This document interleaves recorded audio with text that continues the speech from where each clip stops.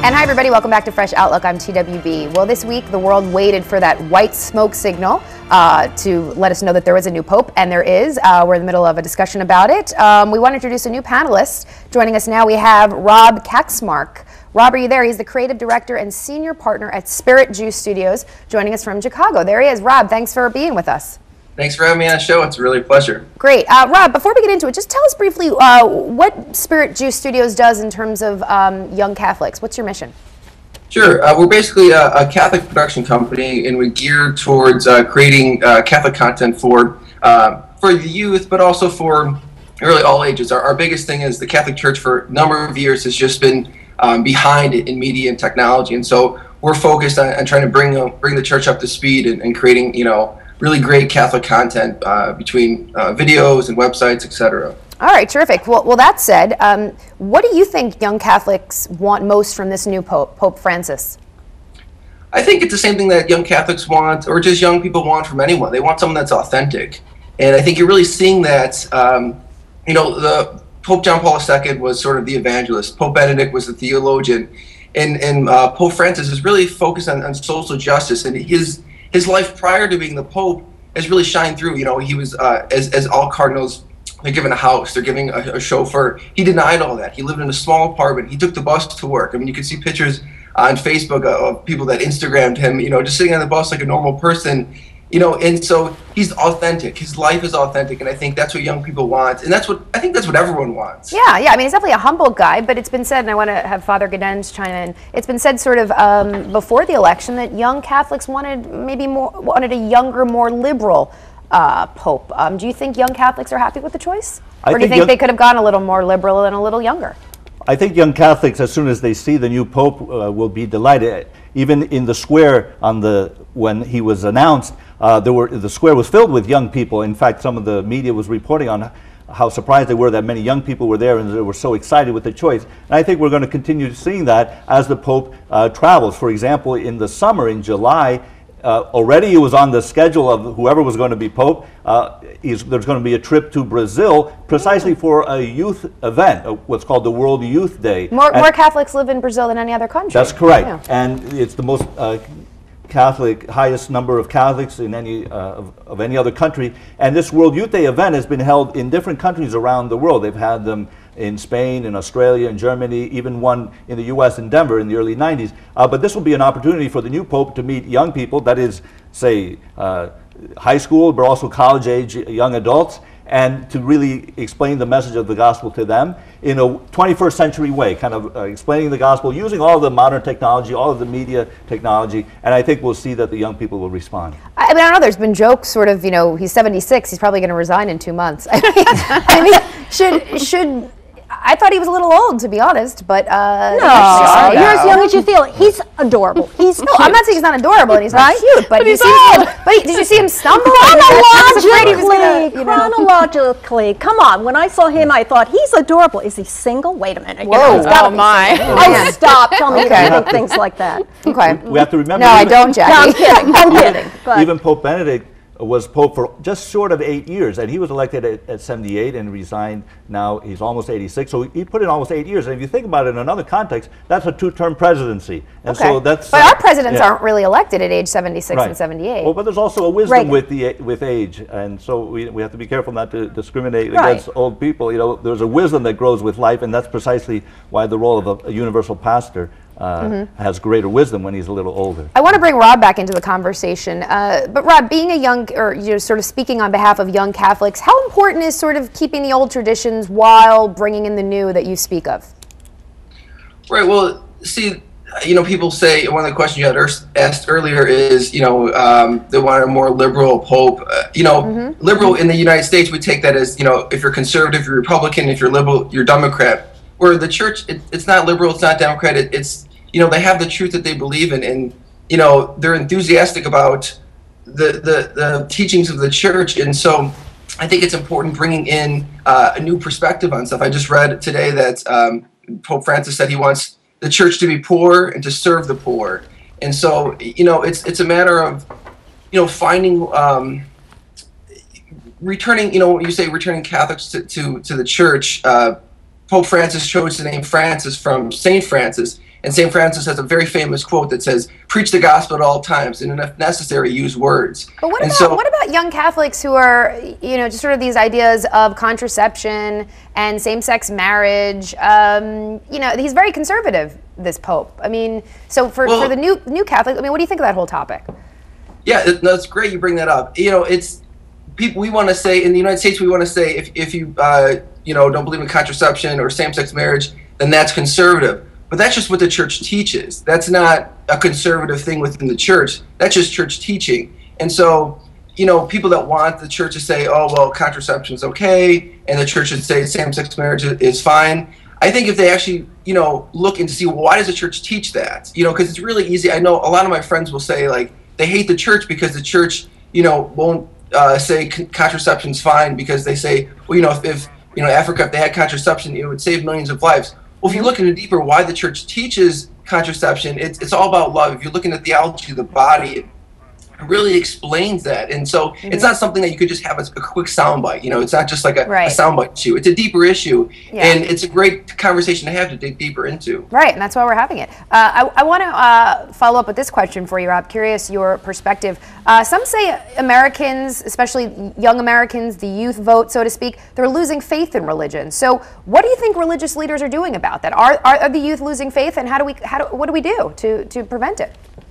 Well, I mean, at all times, in all different ages, teens and youth are going to lose their faith because it's just part of being, growing up. You kind of rebel against sort of the authority. So that dynamic is always there. But there's a lot of great stuff. So in the United States, there's a thing called the NFCYM, the National Federation for Youth Ministry. And so they have these events every 2 years that gathers, 25,000 youth from all across the country. There's World Youth Day. There's lots of things going on. There's lots of things within the church that they believe in. However, the church serves a lot of people, and so 7% of all churches only have a full-time youth minister. And so it's very hard to develop these youth ministry programs when the budget's not there to pay someone to be there and to time. Right. Yeah, and understandably. Yeah, no, I'm sorry, I didn't mean to cut you off, but obviously it is a little bit of a battle, but hopefully we're bringing some awareness to it. Rob Kaczmark, thank you for joining us. Thanks for having me. Creative director and senior partner at Spirit Juice Studios, all the way from Chicago. So I just want to ask you guys the same question I asked him. Do you think America's youth are losing their faith in church and religion in general? Sure, absolutely, absolutely. Because if you say, look, we've got to look, a little deeper into this topic, and it's all based on love. Well, great. Let's also look at the practicalities of it. Let's look at the practicalities of contraception. Let's look at the practicalities of the gay youth. Let's look at the practicalities of women. Girls, should they be excluded from the church? Should they be excluded from becoming priests? I think these things have to be addressed. I agree. Or we're going to lose that population of the youth. What do you think, Dee Dee? Well, what I think is good is he already gone to social media. You've got 1.8 million followers at Pontifex. That's so good because young people are all about social media now. So I think that is something where he can reach out, the Pope and the church, and also they have a hashtag, Ask Pontifex. Okay. So, that is a new and improved way of reaching out. And I think that can work. And since he's so involved with the poor, that's something that young people really resonate with. I know that, but I want to hear, what is your response to Jackie's comments about women feeling excluded and sort of these archaic rules for women? Well, it's also what Rob said earlier. I think, on the surface, if you don't understand the teaching, I think the response, rather than just immediately reject it, is to try to explore it and read about it and understand why the church teaches that. And then on the second point, as Dee Dee said, the church is trying to go out to meet people, and the new Pope emphasized that using the word evangelization,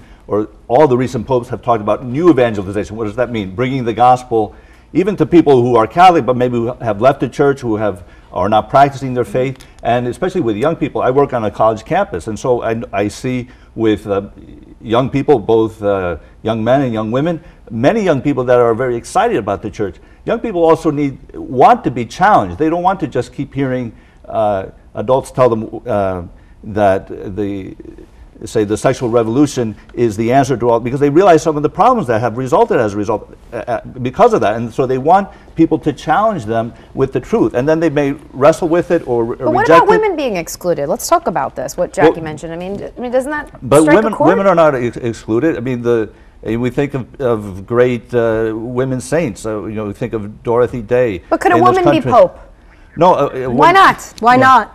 Well, that's perhaps more than we can explore in this particular issue. Do you know how that makes me feel as a woman? Excluded.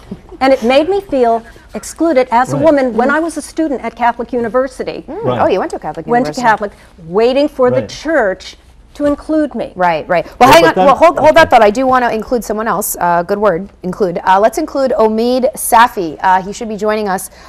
He's the professor of religious studies at the University of North Carolina at Chapel Hill. So, Omid, welcome. Thank you so much. It's great to be with you. Oh, it's good to be with you. Do you think that, we've been talking about this idea of the youth, sort of the young Americans losing faith in religion. What do you think religious leaders should and should not do about it? I think if we look back on the history of religious leadership in this country, we can think about people from the Christian tradition, such as Dr. King, who argued for and lived for a religion that he said was beyond what he called pious irrelevances and sanctimonious trivialities. And I think when I speak with a lot of young people, that's the kind of religion that many of them are looking for. They see very serious challenges of war, of poverty and gender discrimination and the environmental destruction. And they want a religious tradition to be part of the solution to these very real problems that they see around them.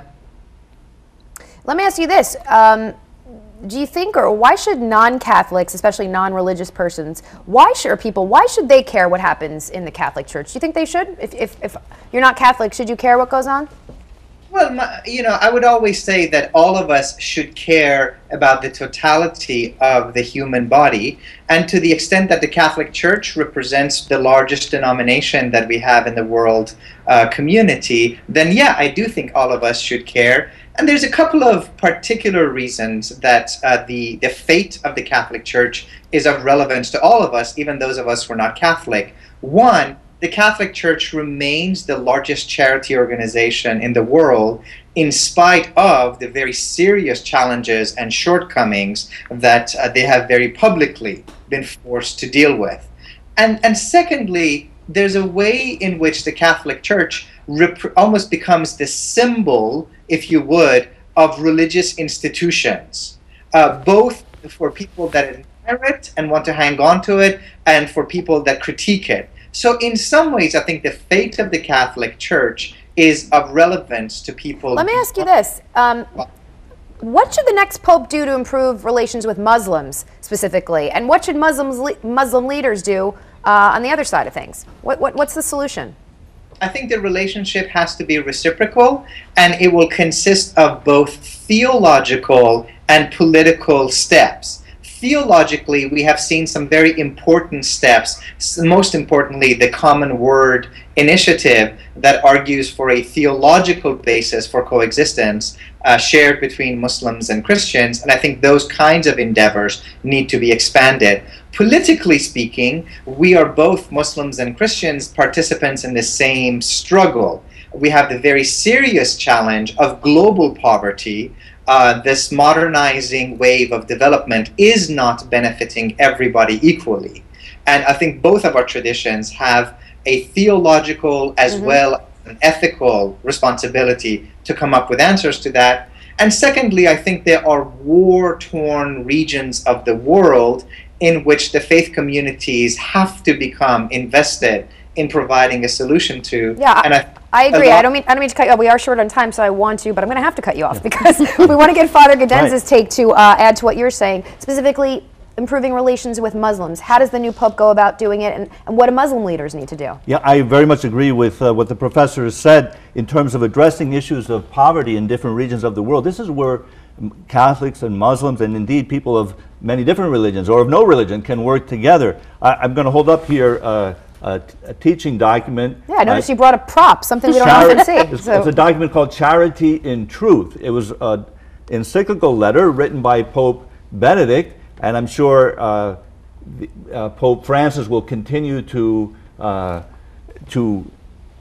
implement the teachings in this document. But what we have here, the document talks about the cooperation in the human family to address, for example, issues such as poverty, because we have this solidarity as human beings. And so this is a sign of great hope, and I think a time of excitement that we can work together to address some of these international concerns. What do you guys think in terms of reaching out to the Muslim contingency and improving relations? I think it's terrific. I do some work with Bethlehem University in Palestine, and which is a Christian Brothers Association. We're talking, we know somebody in common.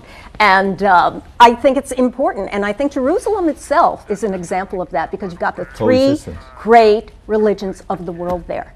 And we've all got to get along. All right. I just Pope want to has a great deal of influence, so very important to get along with the world. Right. Make the world a better place. I want to see how Francis does it, though. That's what I'm excited to see. Omid, one last thought from you. Just final thoughts on the topic, how we unify just sort of the religion of the world in general.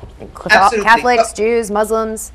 Absolutely. So I think we are living now in an age where all of us have to expand our concept of God and to realize that God doesn't belong to any one nation and not even to any one religious tradition, but really we're speaking of the Lord of the whole cosmos, what the Muslims would call Rabbul Alameen. And to that extent, it's important to realize that if we ever claim to speak of a love for God, that love begins and goes through the love of God's children. All right, terrific. Omid Safi, I want to thank you for your insights and your fresh outlook, of course. Thanks for joining us. My pleasure. And that wraps up our time on the Pope, guys. I apologize, but we have to change gears and we have to go to break, because coming up the conversation.